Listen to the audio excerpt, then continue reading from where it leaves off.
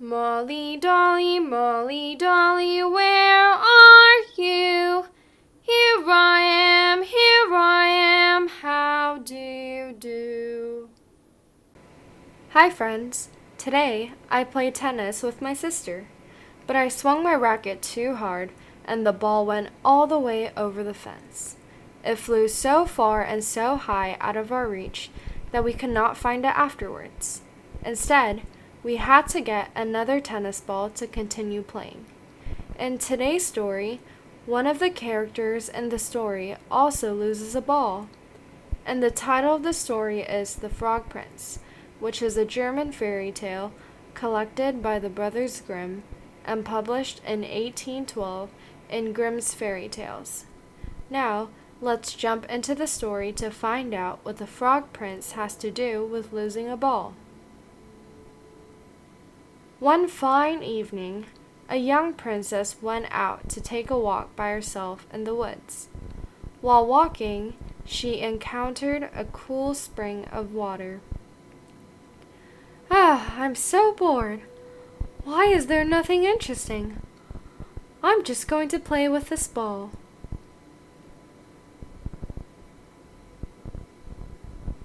Oh no! What should I do? This is not a regular ball. It's a ball made out of gold. I have to find it. What should I do? I can't swim well and the pond looks very deep. My one and only precious golden ball. It's a birthday present from my dad. If anyone could get my ball again, I would give all my fine clothes and jewels and everything that I have in this world. While she was speaking, a frog put its head out of the water. Princess, why do you weep so bitterly? What can you do for me, you nasty frog? My golden ball has fallen into the spring. That golden ball is the one and only precious ball in this world. I should have never played with it by the water. I'm so sorry, Princess. You must be very sad that you lost such a precious toy of yours. I'll jump inside the pond and look for it. What does that mean?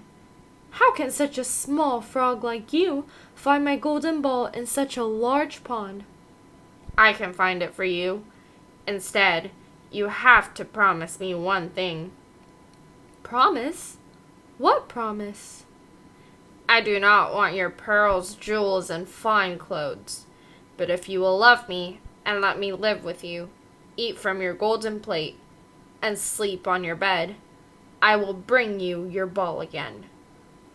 What nonsense this silly frog is talking about.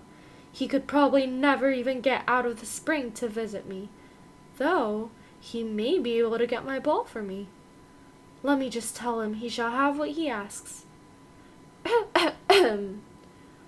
Well, if you will bring me my ball, I will do as you ask. Okay, please wait here. Then the frog put his head down and dived deep under the water. And after a little while, he came up again with the ball in his mouth. Oh wow! My golden ball! You really did find it for me. Thank you. Thank you so much, frog. Live well in the pond then. Stay, Princess, and take me with you as you said. You have to keep your promise with me. Oh no. The princess was so overjoyed to have the ball in her hand again that she never thought of the frog, but ran home with it as fast as she could. The frog called after her, but she did not stop to hear a word. The next day, just as the princess sat down to eat dinner with her father, she heard a strange noise.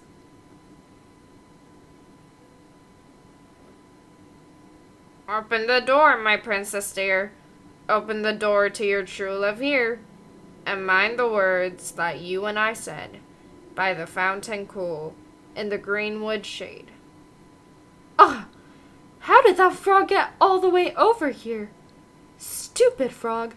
Did he really think that I was actually going to keep that promise? Go back to the pond!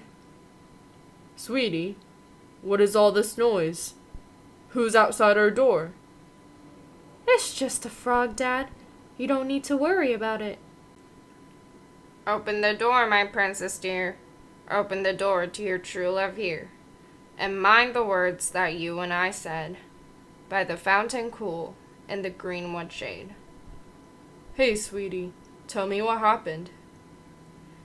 There's a nasty frog at the door that got my golden ball for me out of the spring this morning. I told him that he could live with me here, thinking that he would never be able to get out of the spring.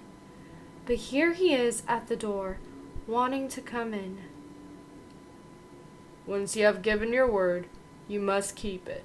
So go and let him in. Ugh, I really didn't think that what happened earlier would turn out to be such a hassle. What is the frog trying to do here? Thank you so much, princess. Let me sit next to you, please. Okay. May I have some of this food? They taste delicious. Now I am tired.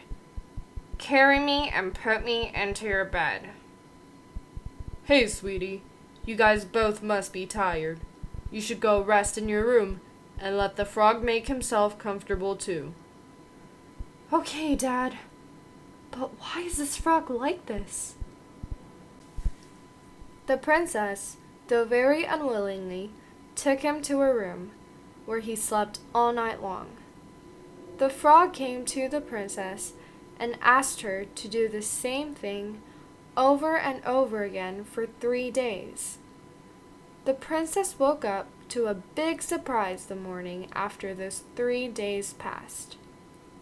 The frog was nowhere to be found, and instead there stood a handsome prince. Who are you? Where did that frog that was just here go? I am that frog. I was enchanted by a spiteful fairy who changed me into a frog. From then on, I have been fated to abide till some princess took me out of the spring, let me eat from her plate, and allowed me to sleep on her bed for 3 nights. You have broken his cruel charm, and now I have nothing to wish for but that you should go with me into my father's kingdom, where I will marry you and love you for as long as you live. This sounds like a dream. I will gladly be by your side, my dear prince. Wow, I can't believe that the frog was actually a prince on a spell. The prince and the princess flew to the prince's kingdom to hold their wedding and live happily ever after. And this is the end of today's story. If the princess didn't keep her promise with the frog, she would have never been able to meet the prince. So I think that it's important to keep your promise made with every person. I'll see you again next time then. Bye!